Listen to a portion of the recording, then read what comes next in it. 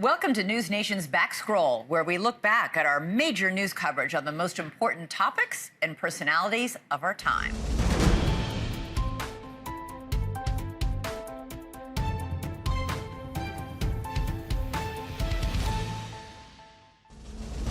Joining me now for more on all of this is Sigrid McCauley. She's an attorney who represents several of the Epstein victims. She's the longtime attorney for Virginia Giuffre, who accused Epstein of trafficking her to Prince Andrew and other men from the time that she was 17 years old. Great to have you on the show, Sigrid. You have called this the longest-running sex trafficking operation you've ever seen. What do you think you're going to learn from these files? That's correct. This is definitely the longest sex trafficking scheme we have seen in our history currently. These files, I suspect, will have a lot of what we've seen in some of the civil cases, but I suspect that we will be seeing some new items. For example, even this evening, we're seeing a list of what appears to be items that were confiscated by the government that hasn't flown out yet. So materials that they, in their investigation, may have confiscated from the house in New York and other places.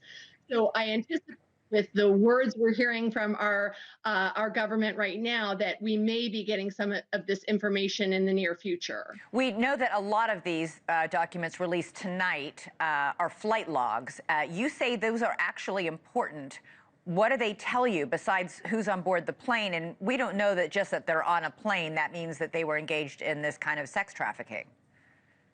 Very true. I mean, the flight logs are telling to me because they tell you who was in Epstein's circle. They also have things in them like, for example, an entry will say 2 females without identifying the names. So we presume that he is trafficking women in that context, right? They're not revealing the names for a reason.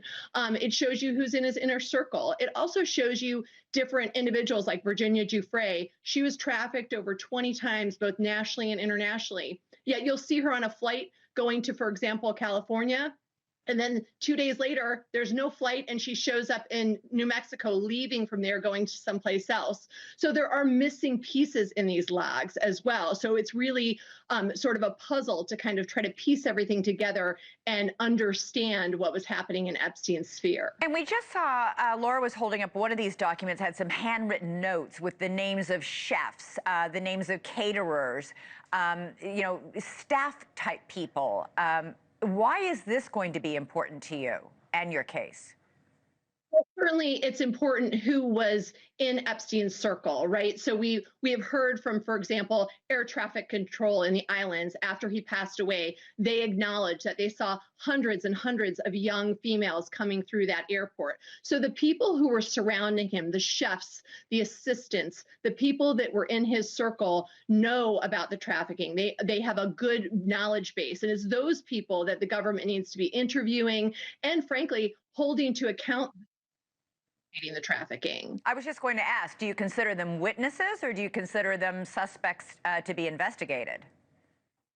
Certainly a little bit of both. I mean, there were blurry lines here without question, but there are many people that the government has not yet held accountable who were in that inner circle and who were critical in facilitating the trafficking. We're hoping that now there'll be a fresh look at this information. And as the SDNY previously prosecuted Ghislaine Maxwell and put her in prison for 20 years, we're hoping that the government will start to take a careful look at those other people that were on the inner circle of Epstein's sphere that helped him traffic these hundreds and hundreds of young victims. And then super quickly, Ghislaine Maxwell maintains her innocence. Her attorney says these documents coming out tonight and tomorrow morning will prove that. What's your reaction? My reaction is we had a full fair trial for Ghislaine Maxwell of 4 individuals who were minor children who were assaulted by her. I think the more information that comes out, the more damning it will be for her. Sigrid McCauley, thank you so much for coming on the show. We'll probably want to check back in with you after tomorrow morning's document dump. So keep near to your phone. We'll be calling. Thank you. Representative, do you believe that we're going to get the whole truth? No.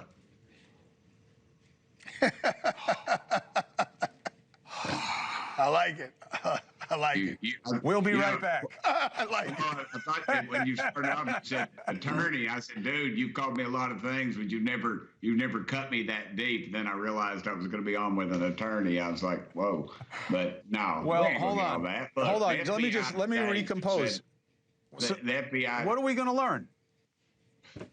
Well, Luna, she's all fired up about it. And she's like, Birchie, we're going to get to the bottom of all this. I said, Luna, I've been chasing this rabbit for a long time, girl. And she's wonderful. She is inquisitive, and she'll go after it with a sledgehammer. But, just today, the FBI found 1,400 new files. Now, I don't know. They're as crooked as a dog's leg, as we say in East Tennessee. I don't trust any of them. I don't think we're going to get, I don't know. No, just no. But I'm on the committee. I'm going to go into it open-minded. Right. But just all of a sudden, these agencies are going to do what's right, and I just don't buy it. Okay, well, I can't take any points away from you for hiding the ball. Arthur, when it comes to what people should want to know with the Epstein case, from your understanding of it through your client, what should people be hoping to learn? Well, what they would be hoping to learn and what they're actually going to learn are probably two different things. I mean, I know what they're hoping to learn. They're hoping to get some salacious list of people's names who we know, and then it's going to be correlated with some sort of young person, probably a female, and that's going to be this whole connect the dots kind of thing. I don't think you're going to get any of that. I think you may get a list of people who Jeffrey Epstein socialized with and who knew well, but I don't think there's going to be some smoking gun that says, oh my God, we now know that Mr. So-and-so had sex with an underage woman or with this woman on the island or on the plane. So I would not anyone get their hopes up. Well, you guys are like a pair of wet blankets. So, Tim, what are you going to do if you feel that the agencies are not giving you what they know about these things? Well, I'm going to call them out. This committee originally was going to be a UFO type situation, but it's kind of got expanded into all this because of just the cover-ups. They're not going to tell you the truth about King. I'm a dear friend of mine in Knoxville who's a civil rights icon in our community, and he told me things that I'd never heard before. I talked to legislators, I'm from Tennessee, that were in Memphis when all that went down. Black folks that just said, they told me things that I'd never heard or seen, and yet they saw them with their own two eyes. Bobby Kennedy was shot. Now his son thinks that it was a cop who did it, who was there, shot him in the back at close range, and he ended up living on an island somewhere, because every cop out there has a pension that he can live on an island that he owns. It's just too much time has traveled between what happened and where we are, and these federal agencies, they're corrupt. It's all about power, and it's all about control. Well, Chris, real quick, the congressman and I are saying two separate things. He's saying things exist and they're going to be hidden or buried. I'm telling you, I don't think there exists some magic black book. I don't think that's going to be turned up and anyone's going to see that. Well, he's talking about Dr. King, not Epstein. The names released in today's document dump is that of my next guest, Vicky Ward, investigative journalist and Substack author of Vicky Ward Investigates. She was one of the first journalists to begin covering Epstein back in the early 2000s. And Vicky, I'm guessing your name was included because of your extensive coverage of Jeffrey Epstein. Right. I mean, I've obviously known about this for a long time. I knew that I was potentially on a witness list for both Virginia and Ghislaine Maxwell. Obviously, I was never deposed, but it would have been because when I profiled Jeffrey Epstein back in 2002 for Vanity Fair magazine, I had a horrific conversation with Ghislaine Maxwell, actually. I had met two women, sisters called Annie and Maria Farmer, whose names were also, unsealed last night, who had told me on the record about their encounters with Ghislaine and Jeffrey. Annie had been underage at the time. And I had known Ghislaine socially, as you and I have talked on your show before. And I wound up in this very unexpected position of having to ask Ghislaine Maxwell if she had ever given 16-year-old Annie Farmer a topless massage. We had a deeply unpleasant conversation in which she told me that not to be so ridiculous, she had much better things to do with her time than go around giving people massages, that these two sisters ought to be incredibly grateful to Jeffrey Epstein for having shown any interest in them whatsoever. And, you know, and she said, don't be ridiculous, Vicky, you and I are journalists. She described herself as a journalist, which I thought was interesting. Ghislaine did? Yes, and she said, you know better than to believe these sorts of people. And I was reminded last night, as I read through those 900 plus pages, of that awful arrogance and haughtiness and the sort of better than everyone else, because it was there on every page and it was very hard to read. Vicky, there are a lot of names here, but many of them have been public before. But some of the details are new, particularly involving Prince Andrew. One victim testifies under oath that she took part in group sex with Prince Andrew and several other young girls. Right.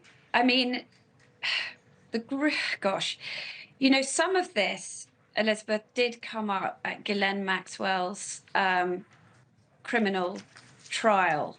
And it was a little bit frustrating as a journalist because you know, this group sex thing was mentioned. Obviously, Prince Andrew's name was mentioned. Virginia Roberts was never in that courtroom.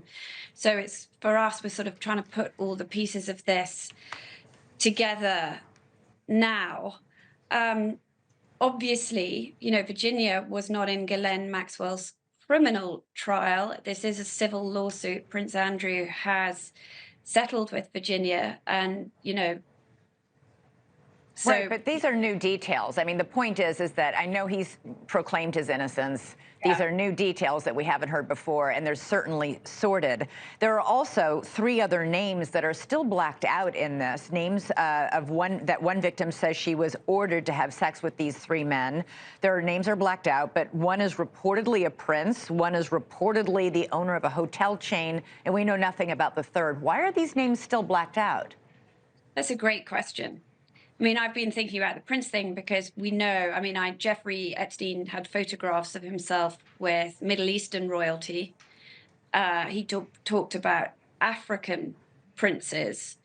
And obviously, Ghislaine Maxwell, you know, had an extraordinary Rolodex. She would have known actually any number, I suspect, of European princes. So that'll be interesting. And, you know, there are, when it comes to the hotel magnate, you know, there are some names that we know already were in their social circles. So I guess you know, I'm trying to do this jigsaw puzzle. We'll know in due course. I have to believe. I guess you know, very quickly, 10 seconds if you can, Vicky. I'm still struck by the sheer volume of these names, whether it's, you know, Donald Trump, Bill Clinton, Bill Gates, Michael Jackson, Tom Pritzker, Bill Richardson, David Copperfield, Stephen Hawking.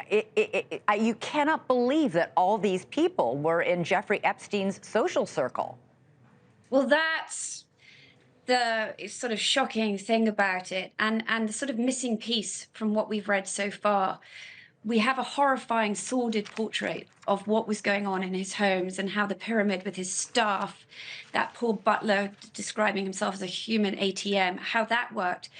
It's not yet clear what all these powerful men were doing around Jeffrey Epstein. Was it just the girls?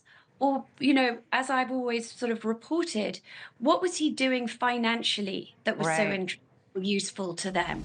Chris Cuomo here. Welcome to NewsNation. No nonsense news. Last night I told you, don't take the bait when it comes to the nonsense. It's not just about Trump, but it's often a lot about Trump. The tweets, the trumpeted threats, the boasts. They drive the media cycle. They drive the left crazy. And yet so many said, when I said don't take the bait, they're like, no, no, no, no. You, Cuomo, are missing what matters. I'm not. I'm just keenly aware of what does not matter. And look, let's reckon our way through it, okay? Last week, it was Trump trashing Zelensky. I kept questioning this. It didn't make any sense. It's not true. It's not kind. It's it's nonsense. People kept saying, no, it's 4D chess. Bill O'Reilly came on and said, no, he's got to flatter Putin. That's the plan because Russia has all the cards, Jedi-level mind games. Today, not so much. If everybody was all so right about Trump, why did the president today play dumb when confronted by a reporter about the Post? Mr. President, do you still think that Mr. Zelensky is a dictator? Did I say that? I can't believe I said that. Next question. Okay, look, this president is not like others before him. He is not in the think it through, measure twice, cut once, political skills school. He's flash, feints, talk big, back off. The mistake is judging him like those before him or by any standard that, yes, should apply. But they don't. Deal with it. Except one. And here's where you can take solace. And here is where you really should be focused anyway. There is one standard that applies to Trump absolutely, and it really is the only standard that should matter. Does what he does pay off to your benefit or not? Yesterday, Trump said his 25% tariffs on Mexico, Canada, and China will be going ahead in April. This morning, he changed. The tariffs will be going ahead next week. Why? Fentanyl still coming into the country at unacceptable levels, which is true, by the way. Yesterday, Trump announced he was planning to hit the European Union with tariffs very soon on vehicles and other farm products. He announced that the EU was created to screw the United States. Now, do you believe that those tariffs are going to happen? I don't. Can you take issue with the words? Of course. I told you last time, the tariff talk is a tactic, okay? And that all the agonizing about the impact on prices and what's going to happen with inflation was all premature because it wouldn't come to that, and it didn't, and that remains true. Is it annoying that he seems tougher on our allies than adversaries? Yeah. But all that matters is what comes from the moves and whether things get better or worse. Wait for that, and you will have plenty to work with. Just be fair. When things work out well, acknowledge that. Because we're going to see, is Hamas still going to be in power? Is that conflict really going to end? Does Doge really deliver? Now, tonight, we deal with a disappointment based on this standard. Last night, Attorney General Pam Bondi said there's going to be a release of the Epstein files. It's going to contain a lot of names and information. Then earlier today, we find out the first files, they were given first to this group of right-wing social media influencers. And the real media went crazy. Now, I don't sweat the pod people because I knew if they were getting it first, it meant that there was nothing real coming. And I was right so far.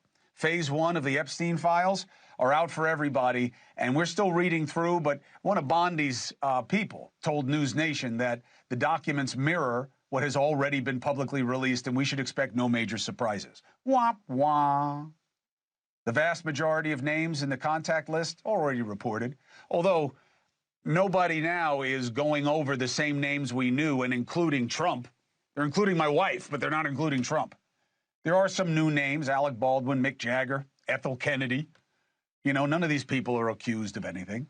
Flight logs were released, but many were already in previous litigation and released.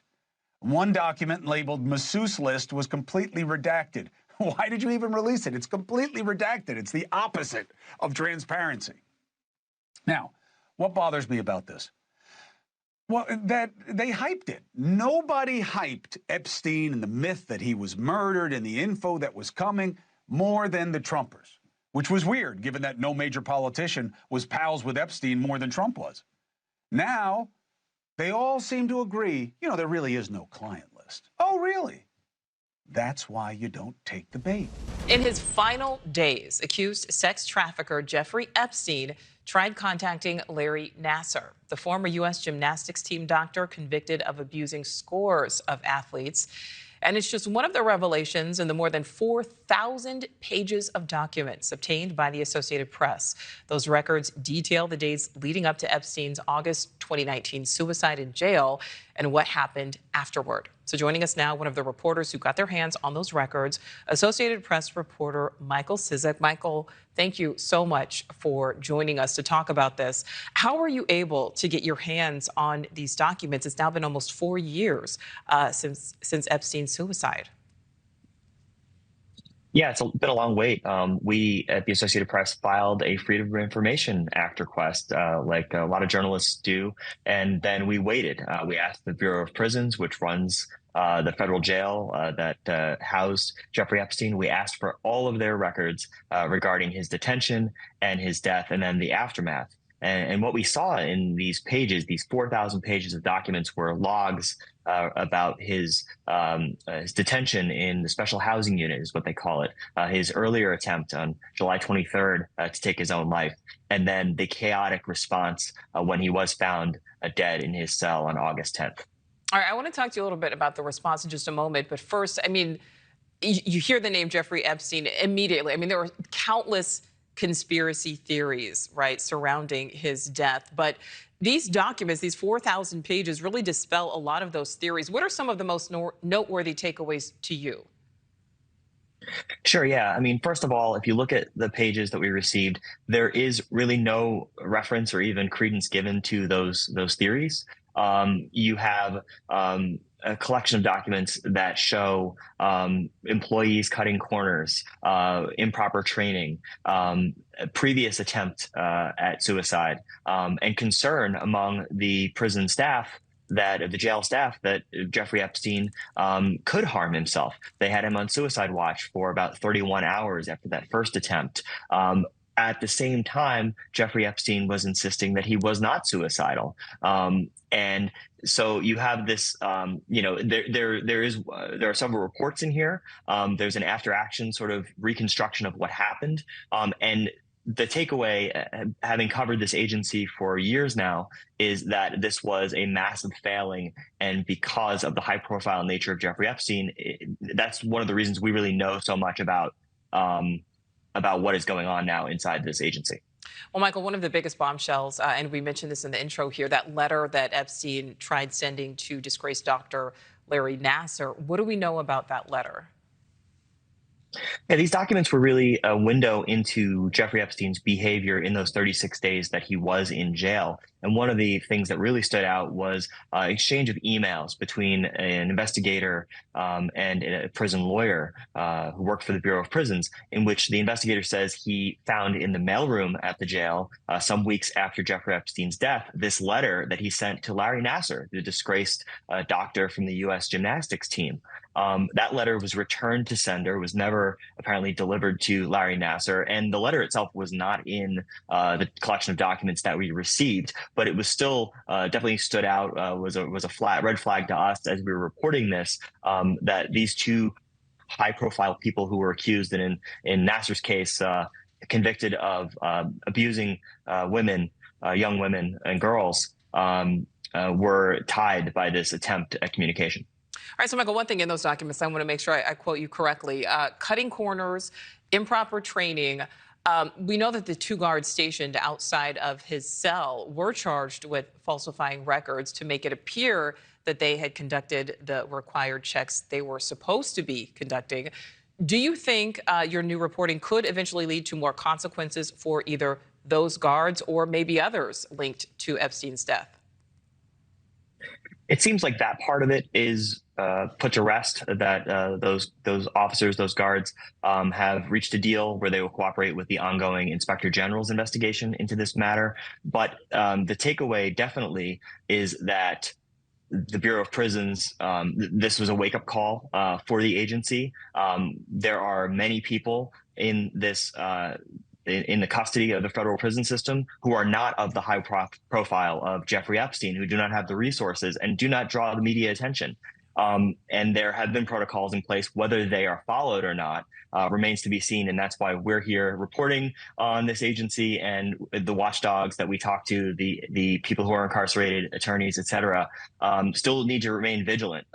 This was an inflection point for the federal prison system, but it certainly was not something where everything is fixed because this has exposed all of these problems. Well, excellent work. Associated Press reporter Michael Cizik, thank you so much for your time and for your reporting. Thank you. The Justice Department releasing hundreds of those pages of files on convicted sex offender Jeffrey Epstein on Thursday. We've been waiting for this one. But Attorney General Pam Bondi says there's still more to be uncovered here. In a letter to FBI Director Kash Patel, the AG demanding the release of the Bureau's full and complete Epstein files by 8 a.m. Eastern today, just a few hours from right now. NewsNation's Tom Dempsey is in Washington with the very latest this morning. Tom, I understand lawmakers also not happy with just how little the DOJ ended up releasing yesterday. That's right. Good morning, Marky. Sort of mixed reactions we saw. We definitely saw some support from lawmakers who have been pushing for this information to be released. But then we also saw at least one lawmaker who voiced outrage at the lack of new information from these records about the Jeffrey Epstein case. Epstein, obviously, the convicted sex offender who was charged with trafficking young girls. But Representative Anna Paulina Luna, she's a Republican from Florida. She posted to X, like I said, voicing some outrage with this, saying this is not what we or the American people asked for. Get us the information we asked for instead of leaking old information to the press. More than 300 pages of newly declassified documents contain information like Epstein's contact list, flight logs for his private plane, and a list of victims' names and phone numbers. Also, the Department of Justice says this is the first phase of records, and it largely contains information that had leaked to the press in the past, but that it was never officially released by the Department of Justice. But lots of public curiosity with this Jeffrey Epstein case, Marky. Yeah, definitely. This has garnered worldwide attention. Tom, thank you so much, live from D.C. With us now, Jennifer Freeman, an attorney representing dozens of Epstein victims. What was your reaction when you saw this release today? I have a little bit of a ho-hum. I've certainly seen a bunch of Epstein documents, but this was not particularly informative. Yeah. The one thing that really was informative to me, because this is some of the issues that I've been focused on, and what I consider one of the missing links of the Epstein case, is references to what we call CSAM, child sex abuse material, which used to be called child pornography. And there was a number of references of that. And that, had the government done their job and focused on that, I think would have completely changed the complexion of the Epstein investigation and indictment. For all the awful things Jeffrey Epstein did, there's been this, I don't want to call it a conspiracy theory, but this idea that he was being protected by the FBI or by parts of the government. And therefore, that's why this sort of kabuki dance of putting out some documents and then now Bondi's going to review more documents is being done. Have you ever seen any evidence of that? Well, you've got to wonder, how did the U.S. Attorney's Office in Miami get it so wrong and overlook such important things like the CSAM? You've got to wonder, did someone at the Department of Justice say something to him? So you've got to wonder about that. I don't think I've seen any clear evidence, but there's so much they haven't turned over. This is laughable if this is considered the Epstein files. Okay. What would convince you that we've seen everything? And given that Ghislaine Maxwell's appeal is ongoing, are we going to get everything? Well, I think if anyone can get it, it's Pam Bondi and Kash Patel, because they're both motivated. Well, you say if anyone can get it, shouldn't they already have it? Absolutely. But they don't, and they know they don't, and they're pushing. I mean, an 8 a.m. turnaround is a very fast, aggressive turnaround, as is appropriate. But look, I don't give up either. So we're going to get to the bottom of this one way or another. I called for an investigation of what the FBI did and didn't do in May of 2023, and I still don't have answers, but I will get them. Well, and on behalf of your clients, right? Maria Farmer, among others, who Jeffrey Epstein did such awful things to. I'm wondering how they're doing through all of this. What are they thinking? It's a very tough time, especially when these issues keep coming up and coming up and coming up, and you relive this as part of your life. So it's very difficult for all of them, including Maria, and also people talk about her in ways that are really inappropriate. And many others. Is there going to be something that comes out about her, or do you believe there's evidence that'll come out about what was done to her and other young women that takes it beyond Jeffrey Epstein, that there is finally that smoking gun real link that says Jeffrey Epstein used these women and trafficked these women to other powerful men, and we finally get that evidence? I certainly hope so, and I believe we will. It is shocking to me and disturbing that the only person that has been truly indicted and gone to trial over this is a woman. So you believe that evidence should exist? I do believe it will, and certainly we have not seen a thumbnail. We've seen a thumbnail of the amount of evidence that has to exist. No, I hear you there, but I guess what I'm trying to say, you have reasons to believe, and if you can elaborate, great, that in the FBI files there is this link that everyone says or wonders if exists beyond Epstein and Maxwell to other men that Jeffrey Epstein used young women to ensnare or honey trap. I believe we will find it, yes. Okay. Fascinating. Jennifer, I certainly hope so. Yeah. Well, I guess that's the question. I mean, if it exists, we hope it's there. Jennifer, I know there's a lot of young women who are really hurt, who are really counting on you. We appreciate you being here and talking about it. Thank you. Thank you. Thank you so much. We're now learning why some rich and powerful did business with Jeffrey Epstein. According to the Wall Street Journal, Epstein might have blackmailed them. Jeffrey Epstein appeared to threaten Bill Gates over Microsoft's co-founder's affair with a Russian bridge player. That's new reporting from the paper. The disgraced financier was trying to set up a philanthropic fund that he hoped would include the billionaire, meaning Bill Gates, as a donor. A spokesman for Gates quickly responded. Mr. Gates met with Epstein solely for philanthropic purposes. Having failed repeatedly to draw Mr. Gates beyond these matters, Epstein tried to draw him beyond these matters. Interesting. Got to know more about that. But they said they never paid him. Whether or not all of that's true from Gates' spokesperson, who knows? But it might help answering a perplexing question. Why did so many rich and powerful people hang out with a man who pled guilty to sex crimes? You might remember a couple of weeks ago, former Epstein lawyer Alan Dershowitz had a theory. I think he had some things over some other people. I think he had some extortion over some people. Like real quick? JP Morgan CEO Jamie Dimon will testify to Epstein's connections to the bank later this month. Dimon remains one of the most important people in finance. His deposition could unravel many of Epstein's deep ties to influential figures. That list includes big CEOs like Lex Wessner and Jess Stanley, former presidents Bill Clinton, Donald Trump, members of the royal family, and actors as well.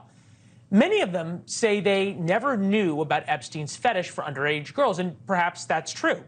But Alan Dershowitz told us that Epstein's 2008 conviction should have been a watershed moment.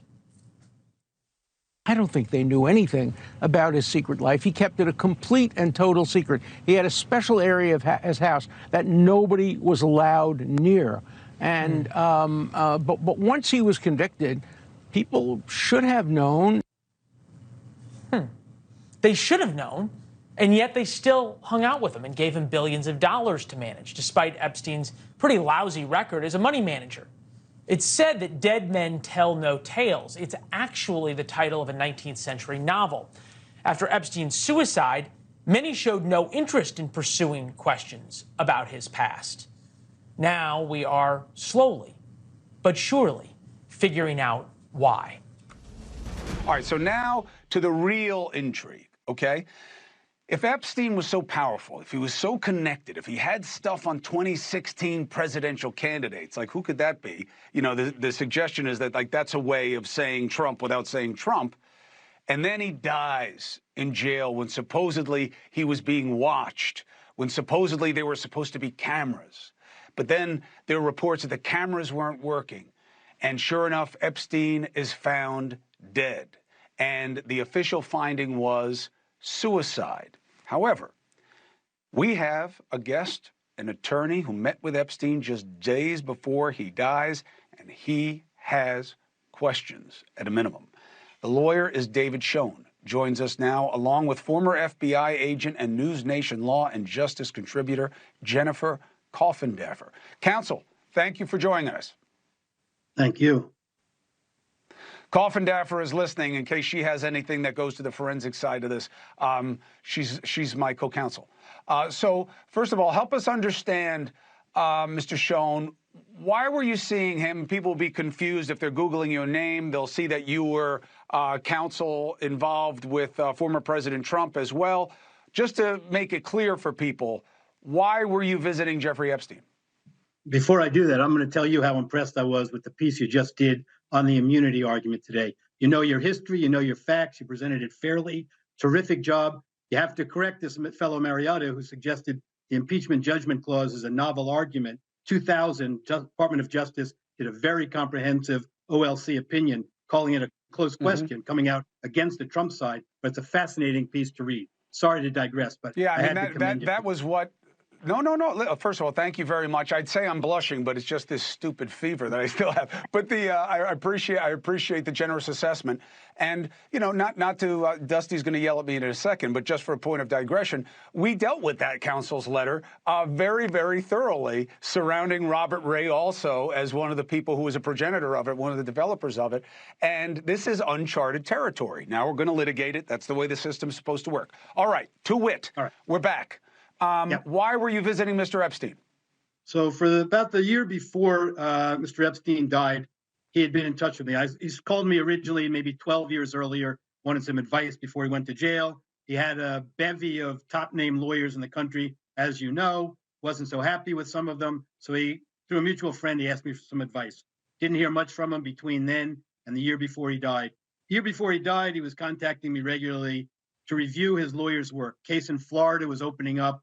The allegation was that the victims hadn't received proper notice about his plea agreement, and he was in some trouble there. So he asked me to review his lawyer's work, and he would call me daily, text me, email me, etc. The night that he was arrested, his in-house counsel contacted me and asked me if I would go see him the next day. I couldn't. He then had me text with one of Mr. Epstein's longtime lawyers. He said he would have somebody local go see him. And I really intended to walk away. A couple of months earlier, he had me to his house. Only time I had met him in person, frankly, and what a house it was. But he asked me at that time if I would take over all of his litigation and so on. I'm a solo practitioner. I didn't think that was for me, really. But anyway, we kept in touch, and I continued to advise him. During the next couple of weeks, his in-house counsel kept calling me, saying Epstein kept asking to see me. I was very flattered, quite frankly, that he said to me, I was the only person in the world Epstein trusted with his life. And I finally agreed to see him. I felt awkward because I said, I'm going to show up there. They're going to be 10, 15 lawyers. And who am I? They've never heard of me. And they were all big name folks and all that. So anyway, I agreed to see him. I saw him August 1st, spent about 5 hours with him. He had some local lawyers who were kind of runners in the office, in the cell with him. At the time, it wasn't a cell. It was a visiting room on the 3rd floor, attorney-client area. Then another group of lawyers came in to discuss a business matter with him. Finally, he and I met by ourselves. We were interrupted by a prison psychologist or psychiatrist who wanted to meet with him. They had a nice meeting for 5 or 10 minutes, and I came back. We discussed strategy going forward if I were to take over the case. I didn't think that his lawyers would accept me. Again, much bigger names. I had already put together a team of my own because I understood from the in-house lawyer that Epstein wanted me to take over the case and fight it for him. I said, I'm willing to do it. We came to a deal. We came to a price and so on, a whole strategy we laid out. And then I said, though, that it was subject to my meeting with his lawyers and having him tell them to see what their response was. He said they would agree to it. I didn't think so. I insisted that we meet at the MCC, the jail, so that they would hear it from him, not from me. They didn't want to meet at the MCC. They wanted to meet at their office. Anyway, ended up putting it off. So cutting to the chase, I have said publicly that I think there's a possibility that he didn't commit suicide and that he was killed. I don't have a conspiracy theory. I'm not a conspiracy theorist generally. I base it on two things. Anecdotally, I met with him 9 days before he died. We had a strategy to fight the case. He was as excited as I could imagine. That next day, one of his local lawyers called me and told me how excited he was, asked me if I would take over the bail appeal, but what could he do going forward to help fight the case. Epstein gave me a task to do that had nothing to do with the case, or his financial affairs, that had no point other than looking forward. The day before he died, I was told by the people who met with him that he was giving instructions based on the strategy we had come up with. That doesn't sound like someone who would commit suicide the next day, but it happens. This only other thing I base it on is my dealings with Michael Baden. I suggested that Michael Baden participate in this independent investigation. It turns out someone else had thought of that already. They had a connection to him. I consider him to be foremost forensic pathologist in the world, maybe with the exception of your other guests. But I don't know yet. But in any event, he has told me, and he said publicly, that all of the thousands of autopsies he's done, he's never seen injuries like this consistent with suicide. And he was also struck by the fact that the medical examiner who he participated with during the examination found it inconclusive at the time, and just days later, without additional evidence, came to this finding that it was suicide. Also, one other thing that I want to bring in, Jennifer. The speculation was, first of all, to your knowledge, was Epstein on suicide watch? He wasn't on suicide watch, but there was a protocol in place.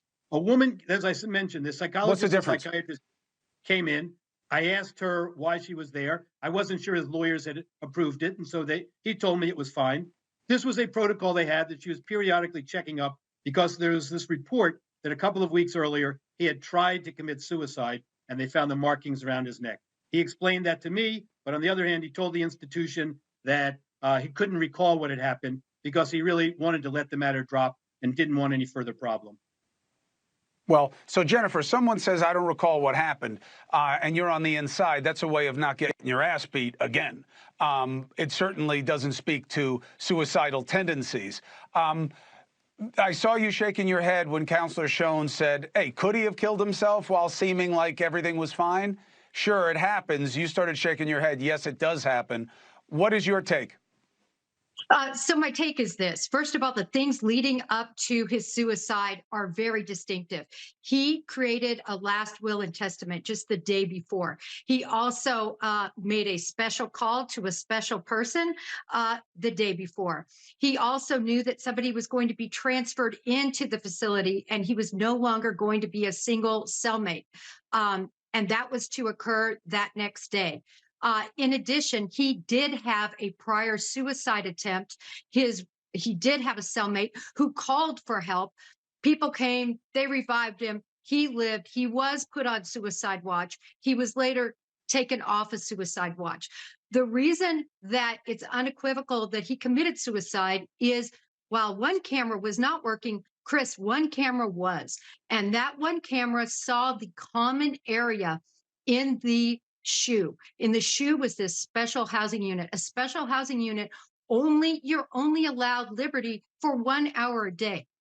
Other than that, you were on full-time lockdown, and no one was in that area. In addition, witnesses that were across the cell, there were 3 of them, were interviewed. They said no one went in or out. And these are huge doors with just little gaps to feed.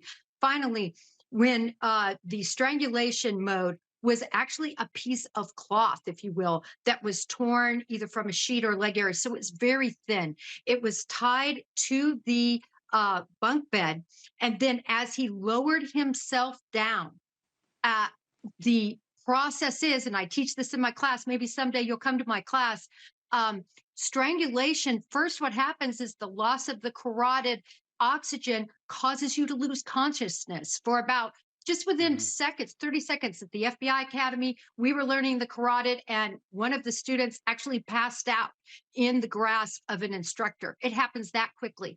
And then at that point, within 4 to 5 minutes, you lose oxygen to the body and you die. So this is something that happens very quickly. There's not this huge struggle, and it's relatively painless. All right, guys, we got to jump. I appreciate this on both sides. Counselor Schoen, thank you for your perspective. And it's an interesting story. It is, and I don't mean that derisively. It's interesting context of what was happening. That's why this question haunts even today. There are still many questions tonight about the Jeffrey Epstein files. Last night, many of the documents released were heavily redacted or completely redacted, prompting some disappointment spread among Republicans, including the Congressman Thomas Massey, who posted on X saying, quote, "The fact that the Epstein files haven't yet been released demonstrates that the president doesn't yet have operational control of the DOJ and FBI. It could take a while to establish, or, as with his first term, it might never be established." Here with me now is the Republican congressman from the state of Tennessee, Congressman Andy Ogles. Congressman, thanks for being with us tonight here on the Hill. Absolutely, and thanks for having me. You know, keep in mind, Pam Bondi has only been in office for, a couple of weeks? Couple of weeks, Kash Patel, just a few days. Yeah, well, exactly. And it sets a baseline for what they have and what they're going to release in this initial tranche. But that's why I have the Pedo Act, which is prevent Epstein document obliteration, obviously pedo for pedophile. But this is one of those things that the legislation would order these agencies, regardless of where they're at, to restore, to identify and to retain any records related to Jeffrey Epstein. And keep in mind, some agencies that may have records, say like the FAA, for example, may be outside the immediate reach of Pam Bondi. And so this starts the process and a mechanism by which she can have an investigation. And look, she was a pit bull when she was Attorney General of Florida. She is a pit bull now. She's going to do a great job. And so I think there's more to come, much more to come. And all right, so you say, in the end, I think we'll have justice, or at least some of these victims will have justice. All right, so you say you think in the end, and you're right, Kash Patel's been on the job for 1 week. He was sworn in last Friday. Right. Pam Bondi, the Attorney General, has been on the job a few weeks, maybe 2 weeks. But there is still a lot of disappointment from within many Republican circles about what was released last night, which was a little, not a lot.